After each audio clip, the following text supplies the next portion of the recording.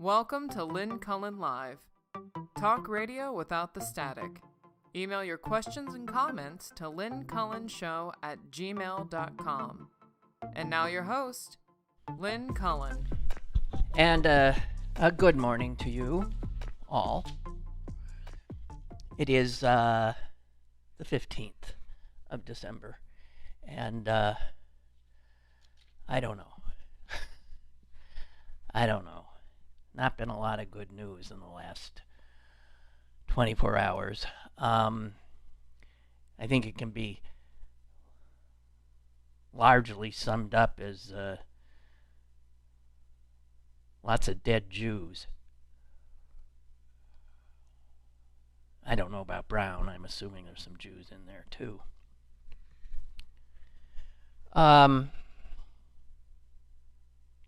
By the way, speaking of dead Jews, there is a book that you might want to read by Dara Horn, Horn. She is a scholar, a historian, and she wrote a book a few years back called People Love Dead Jews. And there's a lot of truth in it. I don't know why I'm laughing. But, the bodies are starting to pile up. You know, I subscribe to two Jewish newspapers. One local, the Pittsburgh Jewish Chronicle, and the other is a storied national Jewish publication that's over 100 years old called The Forward. I recommend it to. It's just full of wonderful writing. But I got to tell you, reading these two lately has been just a continuing litany of, dead Jews, or attempts to make Jews dead. And it's hard. It's hard to see this happening again. Hard to see it. Unbelievable. I'm having my usual difficulties here, so if you hear me swearing every once in a while, or if you don't hear me at all for a while, just hang in there. It tends to come back, however fleetingly. I don't even know where to start. I mean, I have had more time to take in what happened in Australia and in Rhode Island at Brown than I have the news I woke up to, which is the death of Rob Reiner and his wife. I have to tell you, that hit me like I just somehow that was the final straw. I had just watched him last night. I trolling around for something to watch after I'd watched the Green Bay Packers lose a game they should have won. I found the new Spinal Tap. Good God. Called The End Continues. And I don't know.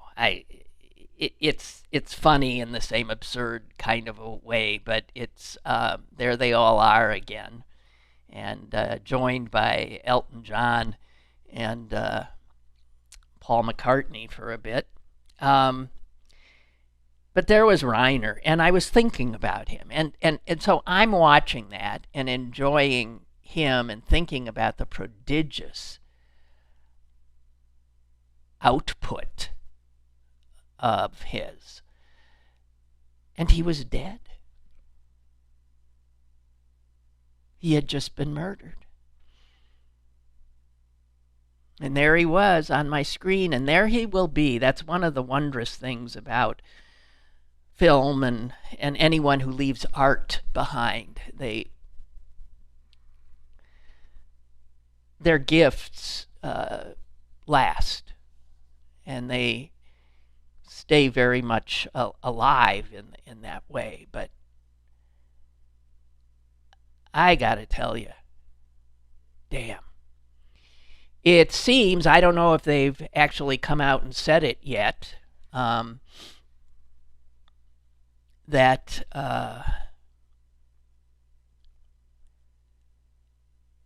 it might have been his son.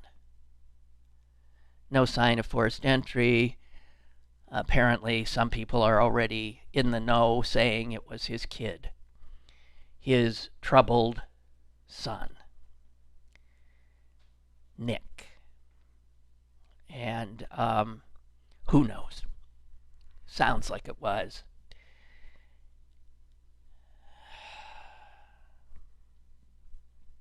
Unbelievable. Now, I don't want to go too far with that because in the Brown thing, as you well know, we were all told that a person of interest had been arrested, and then within a second or two on our phones, if you dabble in any social media, you were shown a picture of the guy, and this was not coming from the police. You were shown a picture of the guy. You were given his all the information you need to attack him. And I was taken by the fact that he was from my home state. He was from Wisconsin. He was a graduate of the University of Wisconsin-Madison, where I graduated. The picture was of this smiling, nice-looking blonde guy. He was a U.S. Army. He served in the Army as a cyber warfare officer. And he was from a Milwaukee suburb, West Bend. So there he was, and I thought, wow. And I remember looking at his picture and saying, he just doesn't look like a murderer. Not that I know what a murderer looks like. And lo and behold, all of a sudden, we are then told, never mind, he's been let go. They're still looking. So after they grabbed him, I guess they told everybody that it was safe to move around the campus, thinking they had the guy. In fact, they didn't have the guy, and the guy is probably long gone. Who the hell knows? Was this the FBI again at its Kash Patel best? Oh, so this poor guy, whose name I'm not going to repeat, his life will have changed forever because, again, of this ability to immediately identify and then destroy people's lives. Whether, I don't know. I'm just so whatever. So the fact that they're saying Reiner's son, yeah, maybe, probably, who the hell knows. You can tell from the way the LA police are sort of handling this that I think they don't have to look. I don't know. I don't know why they just don't come out. If it is the kid, he's not a kid, he's 32 years old. I wish they'd just fucking say it. It's just mind-blowing. You know, you got to figure Reiner had a lot of life left in him. His dad, didn't he just die? Please tell me Carl Reiner is gone, because I would hate for him to have, or his wife Estelle to have to deal with this. But his genes would have him living another 20 years easy. God damn it. I think of how some of my favorite people were so close to him, and how they must just be beside themselves. I can't bear it. You know, you look at his movies. And you gotta, I mean, here was a guy, it was Meathead, for God's sake. Who would have thought, back in the day watching Archie Bunker, that the guy playing his idiot son, Meathead, had so much creativity and was going to give us such gifts. God, his movies. And I mean, what the hell couldn't he do? It's like, it's a list of everybody's favorite movies.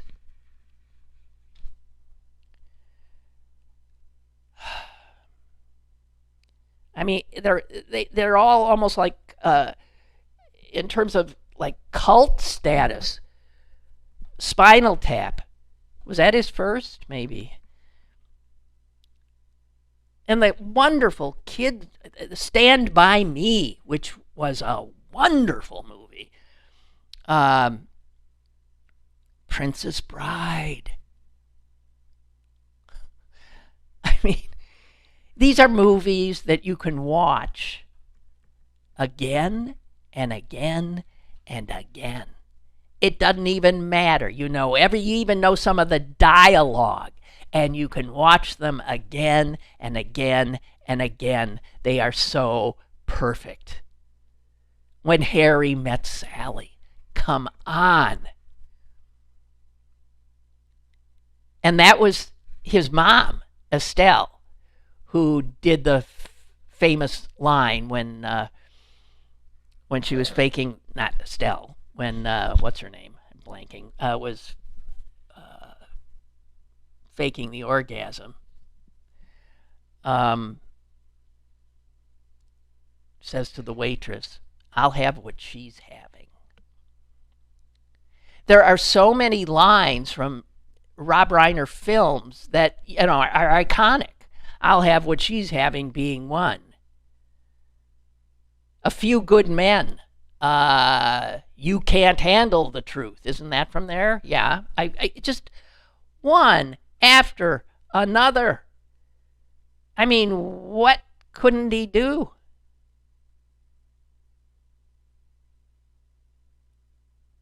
Damn. And clearly, this was a good man. This is a guy who had no enemies. This is somebody who was exactly what he seemed to be. And that he had so much time and energy to give to political causes. I mean, I have seen a lot of things written about the fact that he is one of the movers and shakers behind the behind LGBTQ rights, specifically marriage. I just, an incredibly good human being. Damn. I don't know, guys. I'm having trouble. I'm having real trouble with it.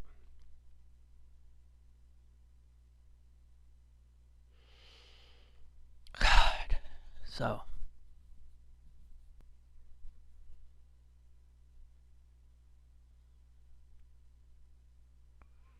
Los Angeles police also, just keeping up the dead Jews, are also working on a case where somebody shot at a home in Los Angeles that was festooned with a lot of Hanukkah decorations. They've been looking for whoever did that. It reminds me, about 3 years ago when I was walking the dog, I saw this huge inflatable, I think it's a bear, but the bear's wearing a yarmulke, and it has a Jewish star on it, and it was sitting in front of a house in my neighborhood, and it was for Hanukkah. The house, a lot of the other houses have Christmas decorations, and all of a sudden here's this big blue Jewish bear. And I was so blown away by it, because I come from a place where the idea that a Jew would so brazenly put something out like that would have been unthinkable. And so I actually took a picture of it. There's a lot of things. I took a picture of it and I sent it to my siblings. I said, "Do you believe this?" Because we could not imagine such a thing. And it's up again. It's been up every year since. And I want to say, when I walked by it the other day, I thought, I wonder if the people who've put that up have had second thoughts.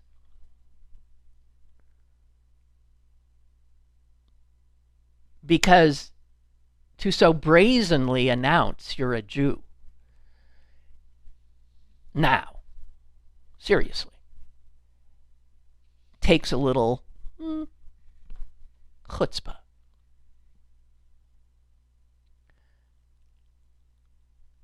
I actually did think someone's going to take a shot at that bear. So just, I'm telling you this so you understand how Jews are feeling.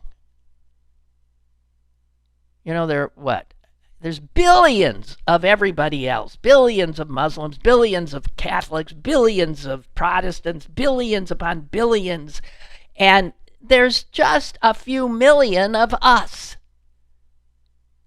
And I don't know, I am sick and tired. I'm sick of it, of being everybody's favorite scapegoat. I'm sick of it. And to see it coming back like it is. Wow.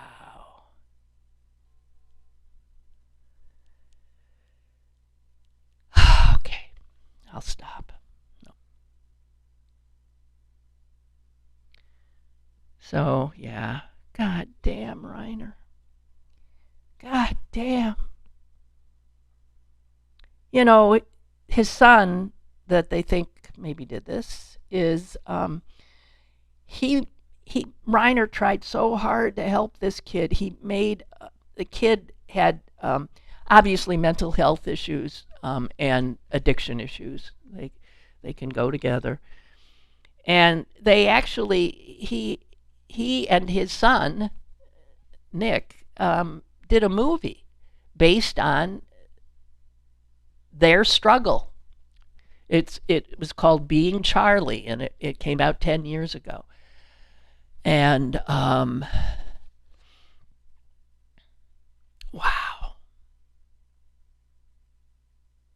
Just fucking wow. So guys, you know how I'm going to get back to Brown and Australia, but you know how nervous and freaked out I was about this McIntyre thing on Saturday in McKees Rocks at the Parkway Theater, and because I just didn't feel I had anything to say. The theme was tell a story about a holiday. It was seasonal for the holidays, and you know, as I said, I just I just didn't have any Christmas stories. But the more I thought about it, I did finally get something together, and I was actually thinking, yeah, this ain't bad. It's a little out there, but it ain't bad, maybe. And so I was finally ready to go, and then, yeah, the snow. The snow came. And I'm thinking, nobody is going to show up there. And then I'm thinking, I don't know that I want to drive out there. They're telling people to stay off the roads. Why should I drive out there? My night vision ain't so great. Night vision not so great, coupled with snow on unplowed roads. I don't think. So I was in touch with McIntyre throughout the late afternoon, and eventually he canceled. So that hasn't even happened yet. For those of you who are interested, the new date is January 24th, 8 o'clock, Parkway Theater, McKees Rocks. And we're going to do the same seasonal show, even though the season will have gotten into the rearview mirror. Because I'll be damned if I'm going to work something else out. So, damn.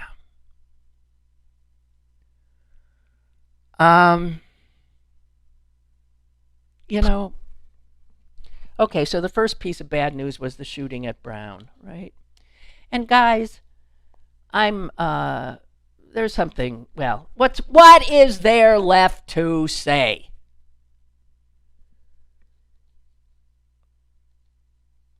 I can't even, you know what there's left to say? And this is happening more and more. I'm just going to drop back 5 years to a high school in Santa Clara, California, where, yeah, some kid pulled out a gun from his backpack and started shooting around.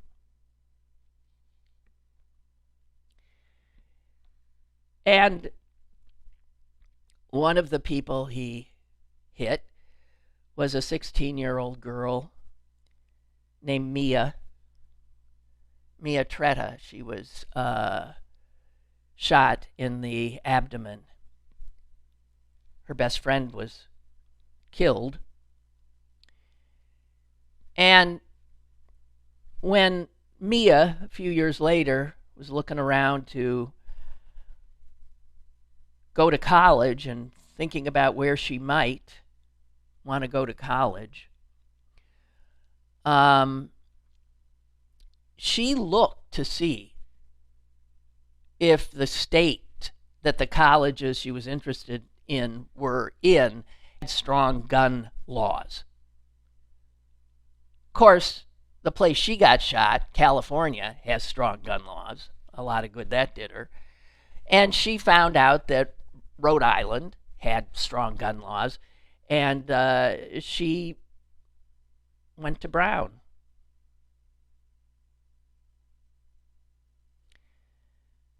Now, thank God she wasn't killed at Brown.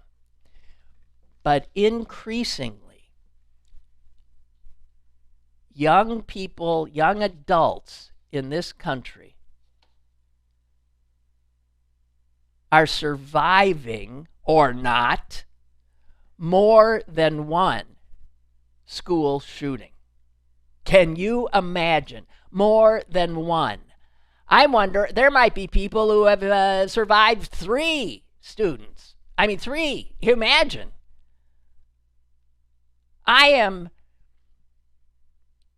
This is a sick, sick country that cannot fix this, that won't fix it, that sacrifices its children,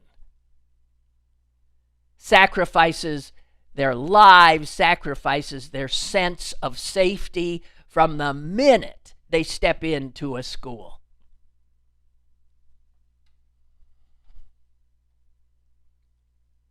I am so glad that my kid got out before this craziness happened, the shooting drills.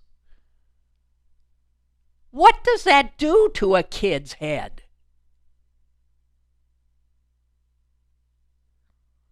I remember being traumatized by the Cold War version of how to survive when the Russians dropped an atom bomb on us. I had lived through that craziness, ducking under our desks and putting our arms over our heads, as if that would have done anything.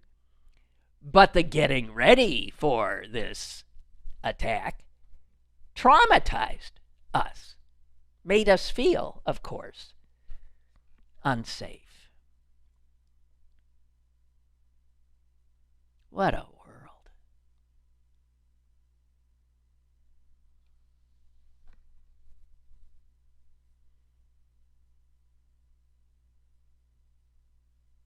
Wow.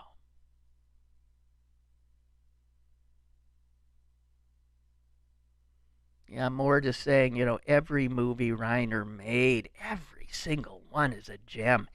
And they stay with you, stay in your head, pop into your thoughts.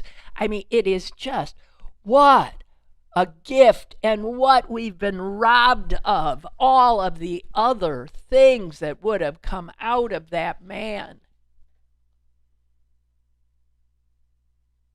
Damn it.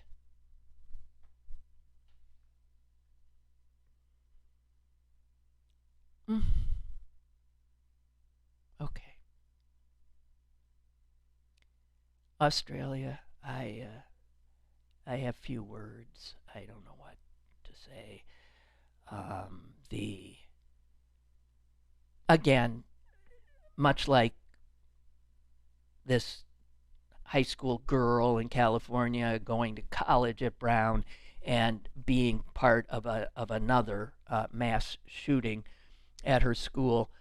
One of the rabbis in Australia that was killed is the nephew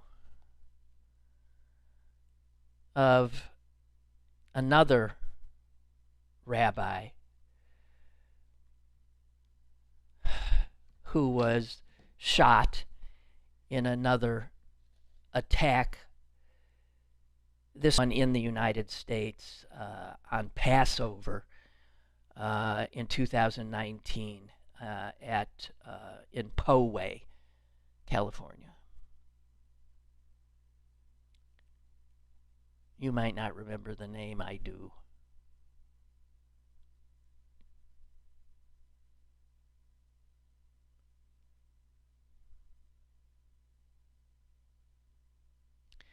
And then there's the guy who died after he survived the Nazis.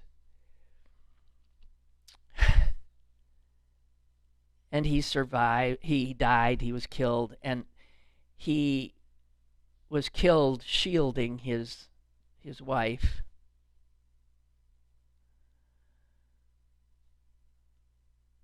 The little girl.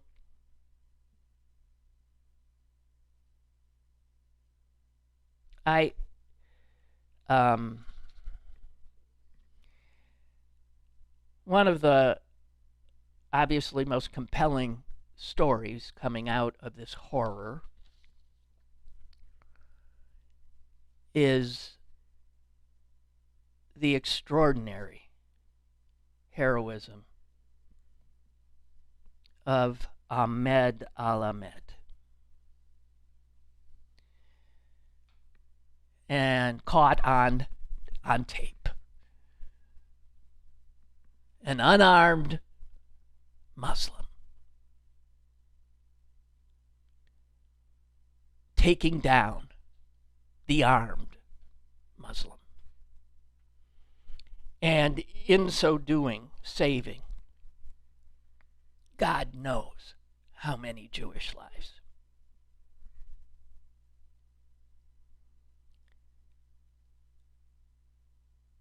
He was shot as well and will survive.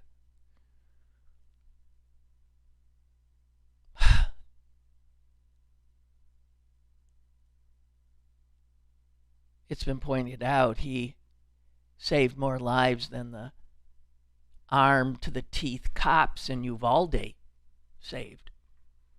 This unarmed man puts to the lie the only thing that stops a man with a gun is a man with a gun.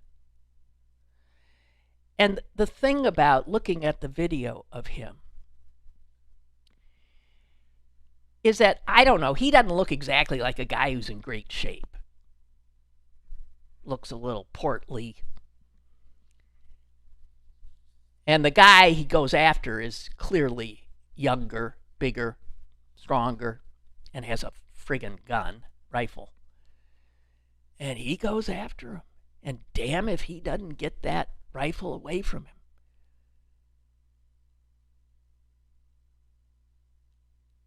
And he points it at him.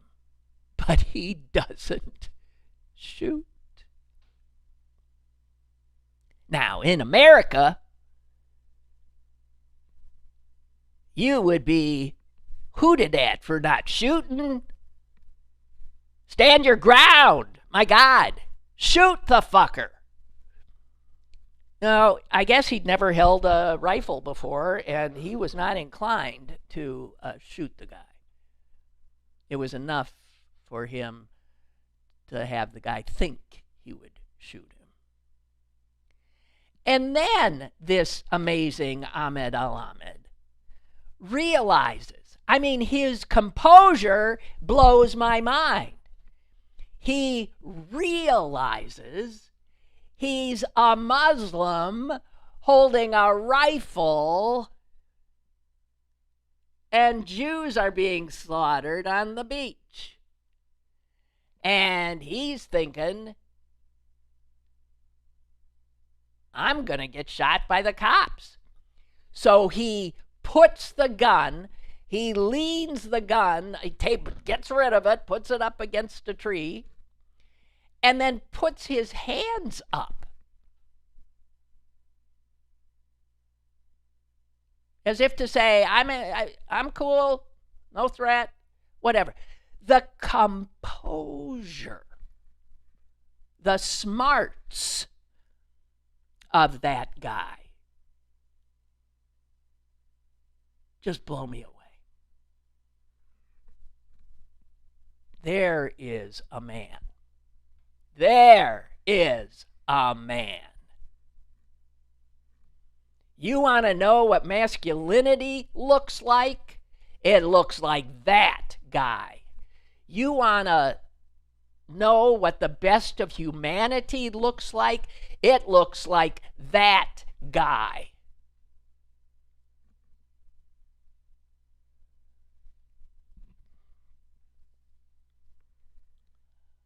Whoa. What an extraordinary human being. And I worry for him now, because that's the world we live in. I worry for him now.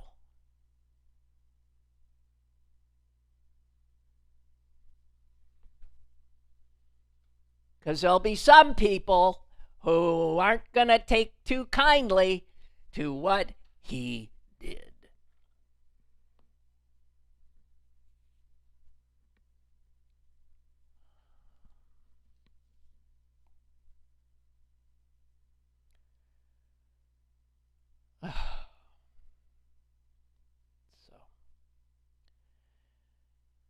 Australia, by the way, is the home to the world's largest population of Holocaust survivors outside of Israel. I mean, Israel, obviously, number one. But Australia, number two.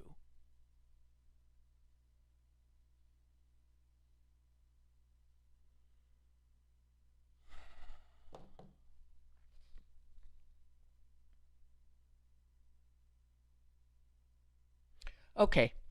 I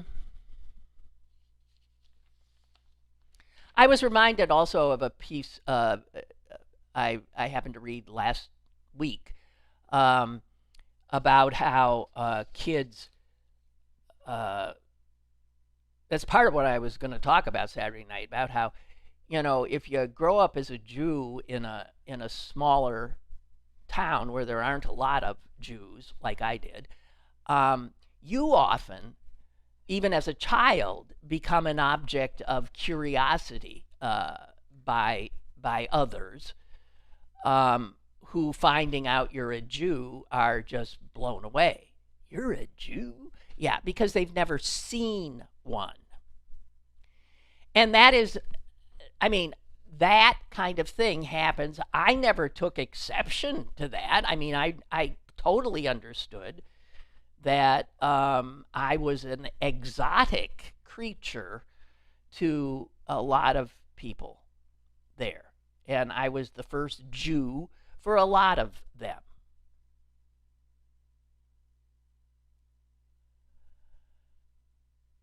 So in Montana,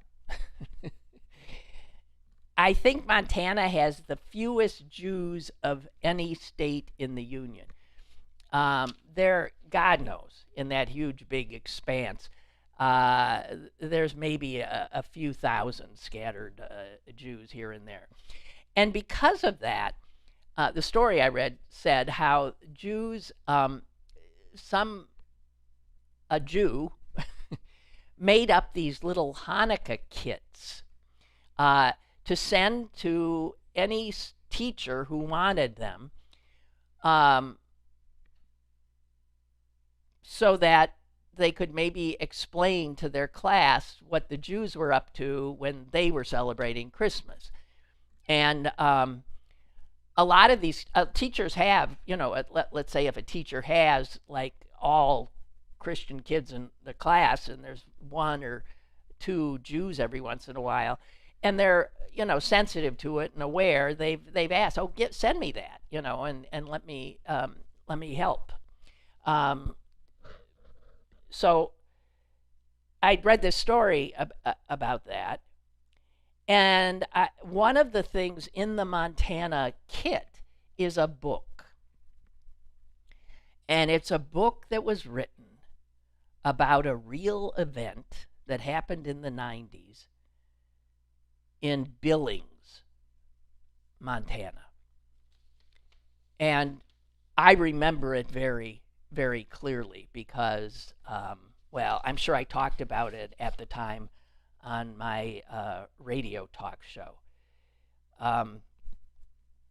Because a house, as I'm recalling it, a house in Billings had a menorah in its window during Hanukkah, and someone had thrown a brick through the window, and it made the newspaper. And then the local newspaper, the Billings Gazette, printed a full-page picture of a menorah in their paper and suggested that readers cut it out and tape it to their windows in solidarity with the few Jews in town. And a lot of them did. And so this attack by a hater resulted in that response from a community that knew very few Jews.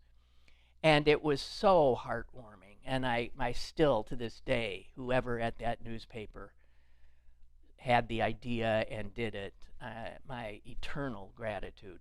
But a book was written. I even think a movie might have been made about it. Because like Ahmed Al Ahmed? Probably. When people behave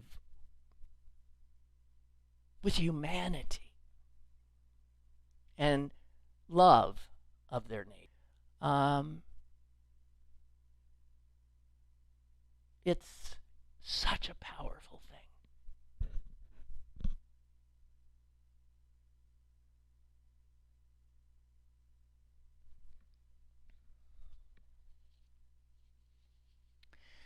A friend sent me this marvelous conversation, a transcript of it, between Tom Friedman, the opinion writer, and David Brooks, the opinion writer. And it is, I so recommend it to you. And then after reading that, I come upon Thomas Friedman's, I think, latest piece in the New York Times that is titled, "The United States is Entering Its Third Civil War. And I think without a doubt he has it right.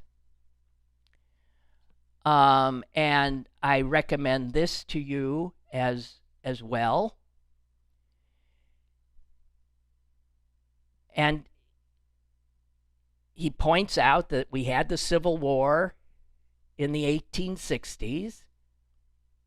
We had a second great civil, he calls it, struggle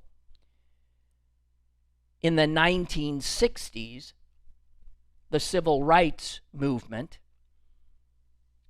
and the violence of that, the assassinations. Oh my God, the assassinations. So many good people were killed.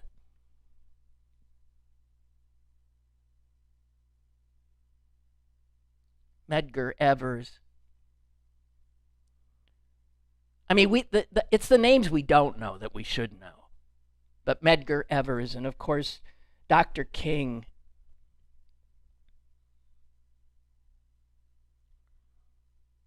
Robert Kennedy. And Friedman points out that the Civil War and the civil rights struggles of the 60s were about the same thing. They were fighting about the same thing. Whose country is this anyway? Who belongs here? Who, when we say we, the people, are we talking about? Who gets to call this place home? And that is why Friedman says, and now we are in the third Civil War. Because there are now people in power in our government who are trying to answer that question, who belongs here, in a way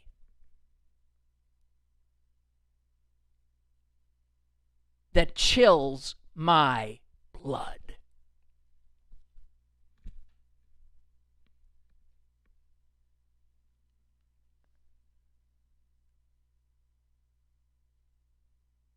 Friedman says, more people are living outside their country of birth than at any point in world history. There are immigrants all over, people on the move. But this, who belongs here, is not just about immigrants. Because this third Civil War is being fought on multiple fronts. And I think the obvious and biggest one is white people, predominantly Christian white people, resisting the reality of a minority-dominated America that is inevitable. It is baked into our future.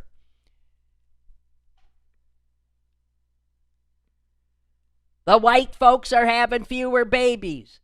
The Hispanic folks are having more. The Asians are having more. And multiracial Americans are, they're all over the place. That's the reality.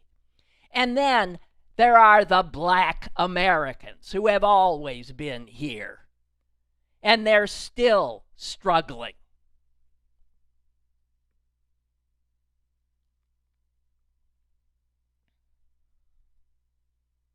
He also says, who are the combatants in this war? There are Americans who feel displaced because they don't understand anything anymore.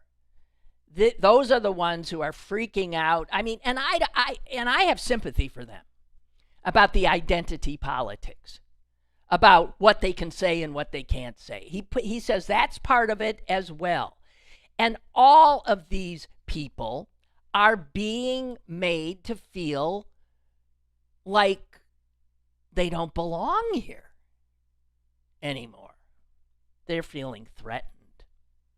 And then, let's say the thing that hasn't been said, he puts it thusly: the gale force winds of technological change, propelled by artificial intelligence, sweeping through workplaces faster than people can plant their feet. And then, on another front, our young people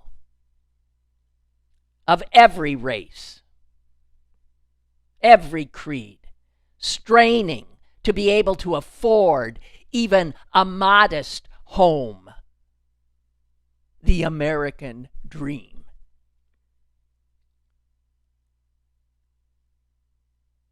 He says we are a country filled with people who feel psychologically homeless, like something's wrong, they don't quite fit, or they don't belong, or they're not welcome, or they're looking at others and thinking you're not welcome. And this is our third civil war.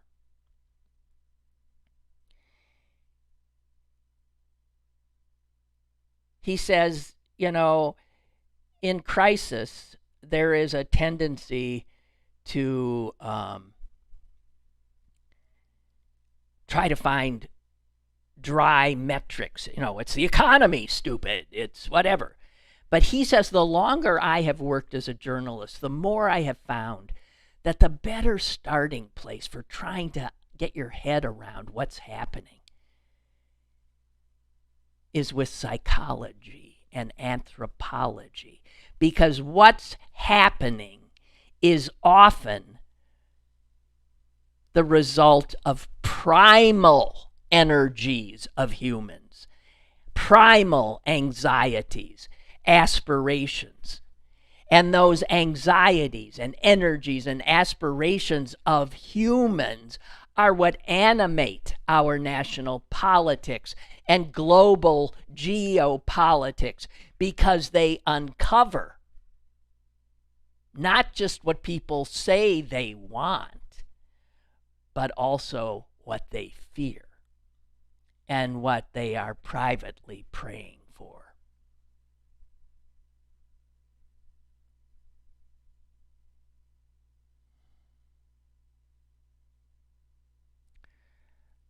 I think he is just right on the money.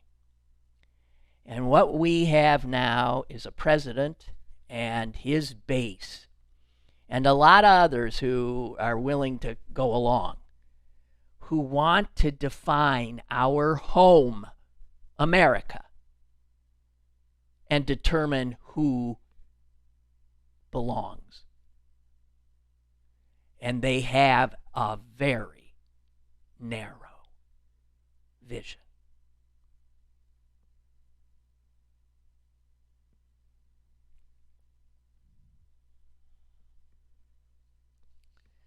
So I found that helpful in terms of comprehending this maelstrom we are living in, and to understand that it is in many ways a global maelstrom because of the technology and because of climate change, which is going to create more and more upheaval, political, social, migrations of people.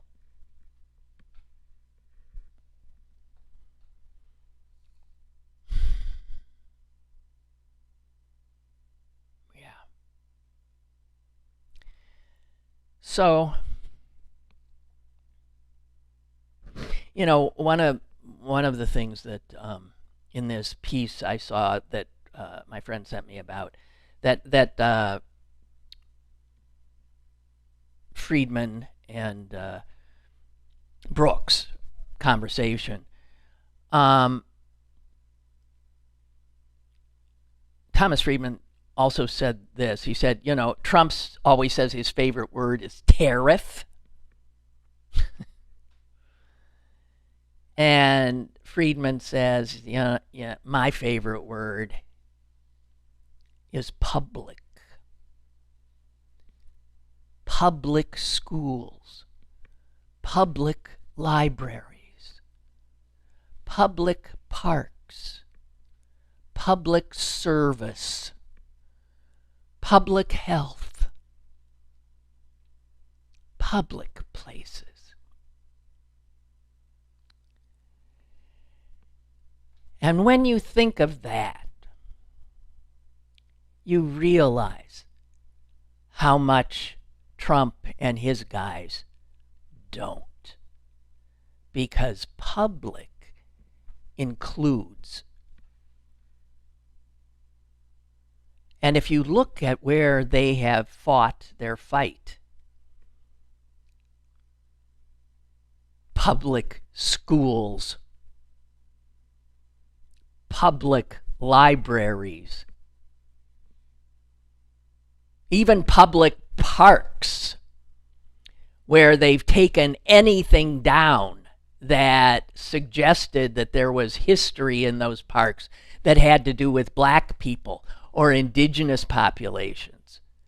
Public parks where, as I mentioned the other day, there is now not free admission on Juneteenth, free admission on Martin Luther King Day, but there will be free admission on Trump's birthday. They don't like public.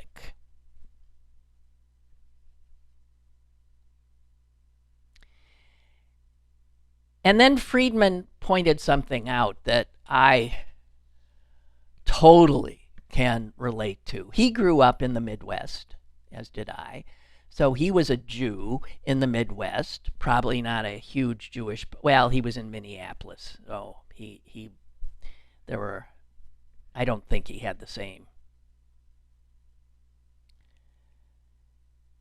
But he grew up in a suburb called St. Louis Park. And he said, I grew up in the 50s, as did I. And he said, here's, again, just thinking of the changes that people have gone through. And it's unsettled a lot. In the 50s, everything was binary. You were either a man or a woman. You were either white or black. You were either Christian or Jewish. You were either at work or at home. He said, the world I grew up in was entirely binary, as was mine. And then he says, and today, that same little town, St. Louis Park, the mayor is a Somali woman.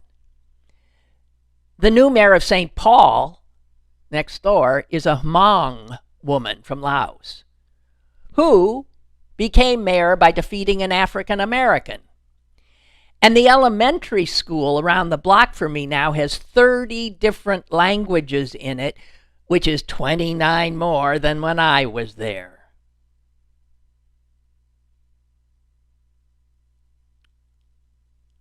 It ain't binary.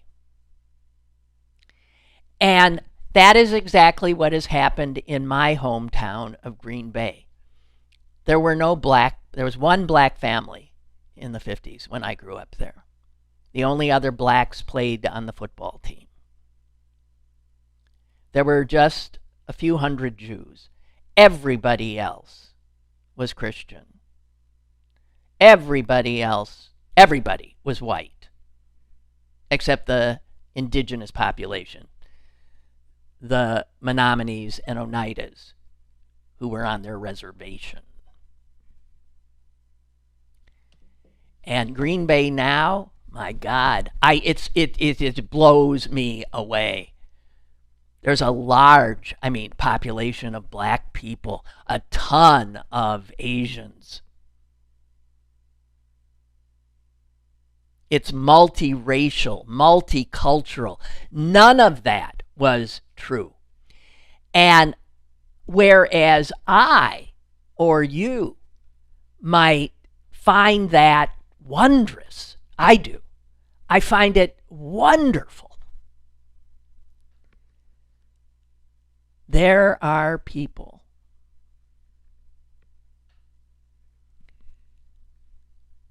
who are terrified by it, who feel threatened by it, because their world used to look just like they did. It was mirrored. It mirrored them. It was white and Christian. And it isn't as much anymore. And they are, what you're watching with Trump and his crowd is the attempt to go back to that binary time when white Christian men ruled and all those others were kept in their place. And that's why we are in our third civil war. And damn if it isn't pretty much, very much like the first two.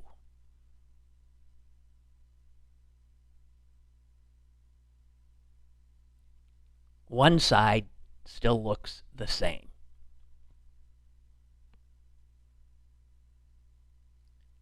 The side I'm on is increasingly a tapestry of humanity. A messy tapestry. And I get the psychological thing of people finding that unsettling. I get it. But it's like, I'm sorry. You can't hold back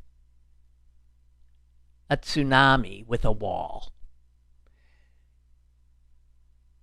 They can build all the walls they want. There is no stopping it. But they're going to make a lot of people suffer. They are. And anytime things roil like this globally, people look for people to blame. And guys, that's where we come back to dead Jews. Just to bring things full circle.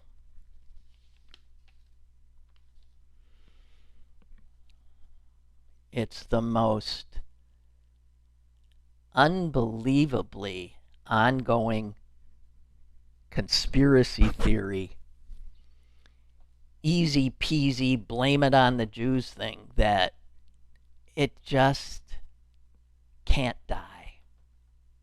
Won't. I'm thinking, who's the guy who did like Popeil Pocket Fisherman? I mean, it's a kind of thing where if you were selling it, you would just go nuts with how this is a tool that never lets you down, that can do anything. You got a question you need answered, that's it. It works. It works. It's unbelievable. It always works.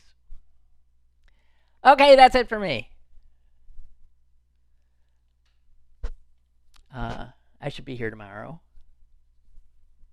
I say that because last Tuesday I wasn't. It was because I was going to bury a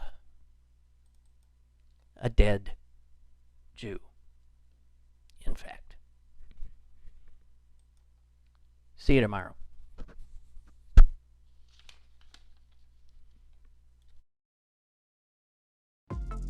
Lynn Cullen Live, Monday through Thursday from 10 a.m. to 11 a.m.